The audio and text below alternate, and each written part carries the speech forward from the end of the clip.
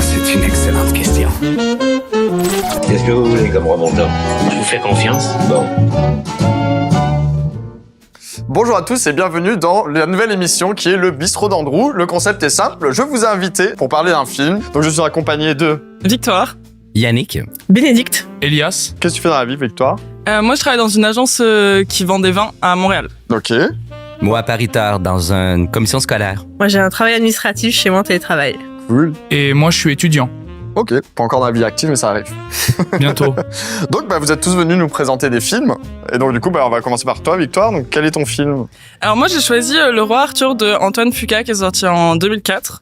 En fait, j'ai choisi celui-là parce que il y a beaucoup de films qui sont sortis sur Le Roi Arthur. Il y en a un qui est sorti aussi récemment, là, en 2017, je crois.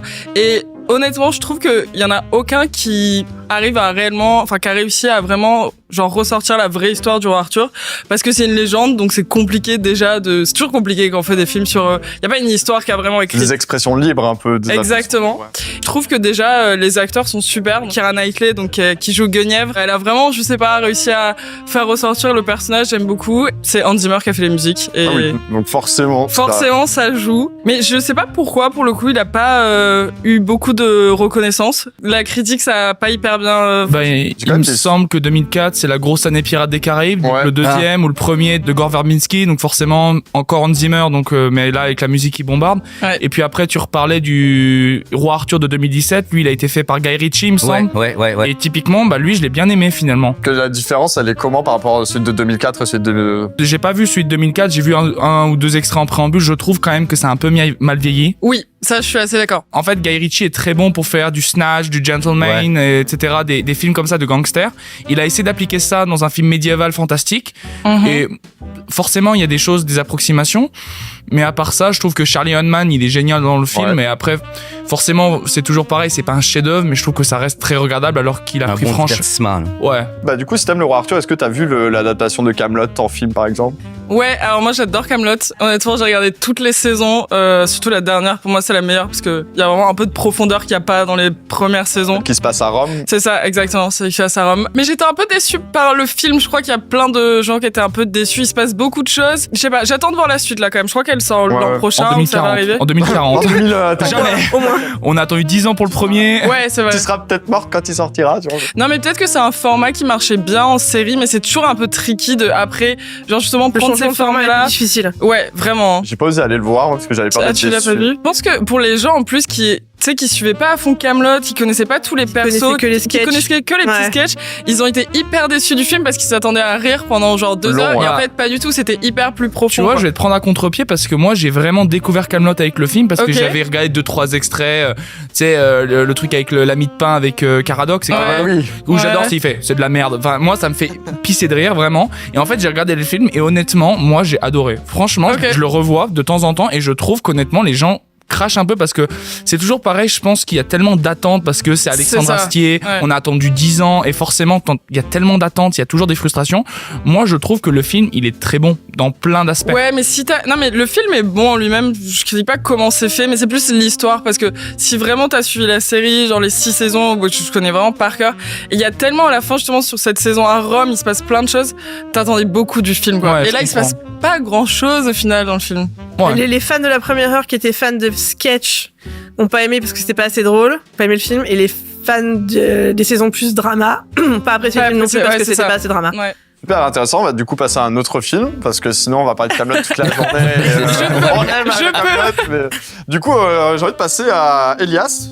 Tu voulais nous parler de quel film? Moi je suis venu présenter Ma Madeleine de Proust et en fait un film qui m'a fait vraiment basculer dans le monde du cinéma et c'est La La Land en fait, le chef-d'œuvre en fait pour moi de Damien Chazelle qui est venu après un Whiplash qui est totalement incroyable mais qui est aussi très sombre. Il va partir en fait dans un film en fait de comédie musicale et en fait en 2017 c'est un raz-de-marée parce que Emma Stone elle gagne meilleure actrice, il gagne meilleure musique, meilleur réalisateur. C'est le plus jeune réalisateur à avoir gagné un Oscar. Je l'ai regardé en 2020 en fait, donc durant une période assez moyenne quand même, le confinement, on était tous enfermés et j'ai eu comme pas une révélation mais ça m'a vraiment fait connecter au monde du cinéma et au monde de la comédie musicale. L'histoire d'amour qui est à l'intérieur, qui est vraiment une histoire pas seulement d'amour mais de passion du cinéma, du métier, de Hollywood, en fait l'ensemble pour moi, il y a jazz. Le jazz, voilà, typiquement, il y a en fait un regroupement de toutes les passions de Damien Chazelle avec Justin Hurwitz, en fait, qui sont, c'est des meilleurs potes. Et on ressent ça dans tout le film, en fait.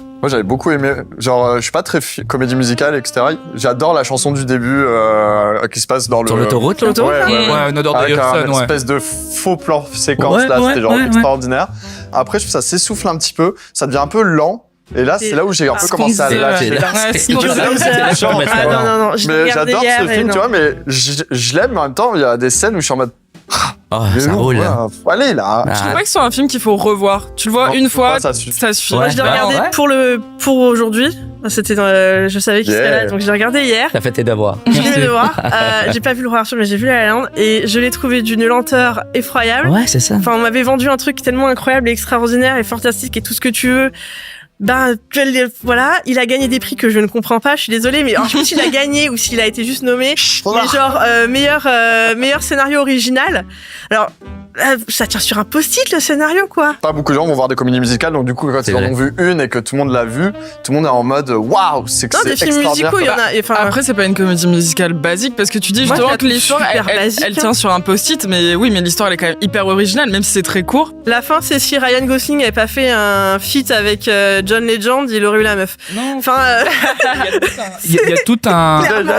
Je suis en train de rentrer dans là, c'est bon, là, je vais rentrer dedans. Bon, là. Non, mais en fait, il y a plein de sous-messages et en fait, Damien Chazelle, quand il fait ce film-là, il veut faire ses rappels à ces films qui ont fait son enfance. Donc les films de Jane Kelly, Les Demoiselles de Rochefort, Les Parapluies de Cherbourg. Et en fait, quand tu regardes le film, mais il y a 1 milliard de références à la minute. Mais c'est un film où tu passes ton temps à dire ok, c'est bon, j'ai la ref. Mais j'ai pas trouvé que c'était plus intéressant que ouais, ok, c'est bon, j'ai la ref.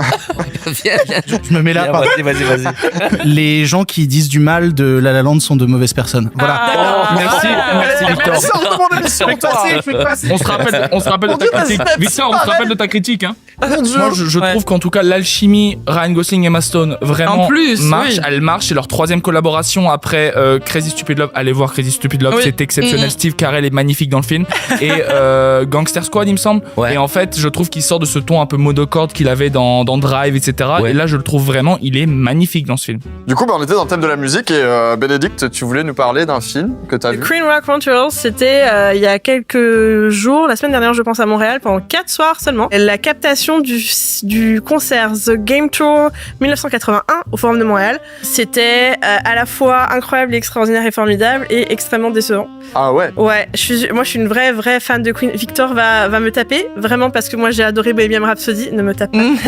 C'est pas bon. C'est pas un bon film, mais je l'aime parce que moi, un film où il y a, où tu me mets du Queen dans la bande originale de n'importe quel film, je suis là, il y a pas de souci. Si tu veux voir un film juste biopic, pour la BO, ça marche. tu vas voir Rocketman qui est réalisé, qui est meilleur parce qu'en fait, il a compris qu'il faut mettre des chansons au sein de la mise en scène, pas mettre 15 minutes de live aid à la fin pour faire plaisir aux mecs qui ont vu le concert il y a 40 ans, comme mon père.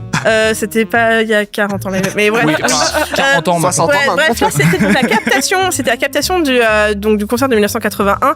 The Game, pas vraiment leur meilleur album, The Game Tour, pas vraiment leur meilleure tournée, mais moi qui suis j'aime vraiment beaucoup Queen, c'est un peu ma seule, j'ai pas des milliards d'occasions de voir ça sur un écran IMAX. Je sais pas quelle est la taille de cet écran-là, c'est immense. mais c'est grand comme mon appart, c'était incroyable. L'ambiance dans la salle, c'était des funérailles, quoi. Ah ouais, les gens c'était pas en mode fun. Mais moi j'étais au taquet. Moi je suis du genre à m'esclaffer dans un film. Ouais. Ça a doliné un peu de la tête quand il y a eu Bohemian Rhapsody au milieu. Ça a fait vaguement très en silence quand ils ont. Ouais, c'est ça, j'avais posé comme question. La salle était remplie. Oui, mais c'est pas vraiment l'endroit. Moi je me verrais mal justement dans une salle de cinéma.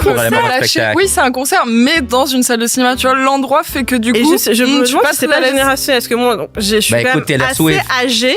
Dernièrement, là, ouais, mais moi, quand j'allais au cinéma, quand j'étais plus jeune, quand je vivais encore en France, donc c'était il y a 15 ans, j'allais au cinéma avec mes potes, quel que soit le film que j'allais voir.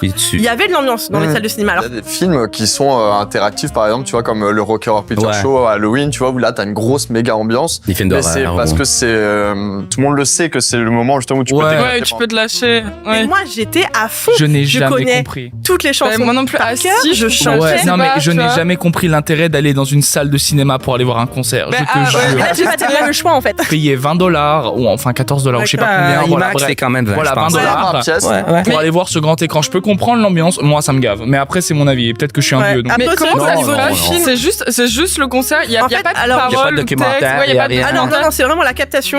Ok. Après, c'est sûr que c'est des images qui ont été tournées sur pellicule en 81 dans un concert, donc voilà. Ça vieillit. Moi, j'ai un ami qui est allé le voir et qui a fait des recherches. Est-ce que tu sais combien coûtait la place pour aller voir ce concert à l'époque? Oh! C'est super. Le Forum de Montréal, c'était pas très cher. Non, ça devait pas être cher. Non, c'était à l'époque. $40? Ouais, $20. $20. C'était $10 la place pour aller voir Puis maintenant, on paye Queen. maintenant, on Oui. paye 200. C'est Maintenant, $10. Ouais, $10 à l'époque. Merci l'inflation. Hein. Voilà. Ouais. Hein? Sur ce, on va passer à Yannick. Oui. Tu vas nous parler d'un super film de 1985. Ouais, ben c'est pour faire le lien avec Ben oui. Queen, tu vois, Attends. moi. Ah, c'est bien, c'est bien. C'est Breakfast Club Ouais. de John Hughes. Donc, un film adolescent des années 80. Donc, il y avait une période à cette période-là que les films étaient très tirés sur les adolescents. Donc, Pretty in Pink, etc. Là, dans ce vibe-là. Un synopsis qui est très, très, très simple. simple, Très ouais, simple. ça, Là. ouais. C'est 5 adolescents qui se retrouvent un samedi dans une bibliothèque en retenue. 5 personnages vraiment typés. Là. T'as C'est un peu des le clichés. geek, Ouais, t'as le ouais. pomme, t'as T'as le mec la avec le- princesse. En fait, je partais à la musique, je Oui, crois. on parlait de la c'est ça, musique, de la musique référence. le soundtrack. Ouais. Parce que, Bah, écoute, sur...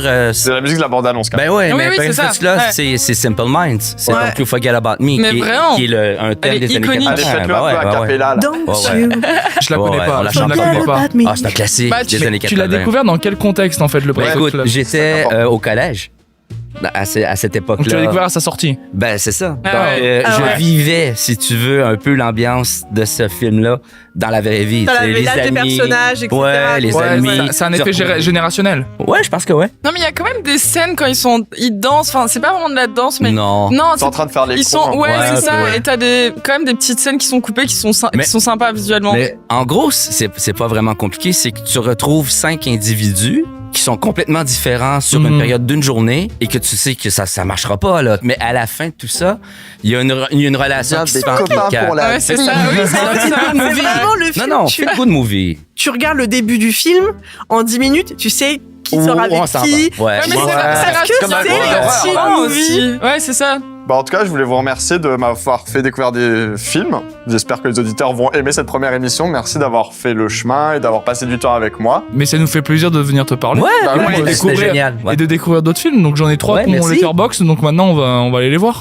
Bah, Ouais, grave. ouais, Et on ouais. mettra des notes et tout. Ouais. Bah, merci à tous. Merci. Je repasse le micro à Victor.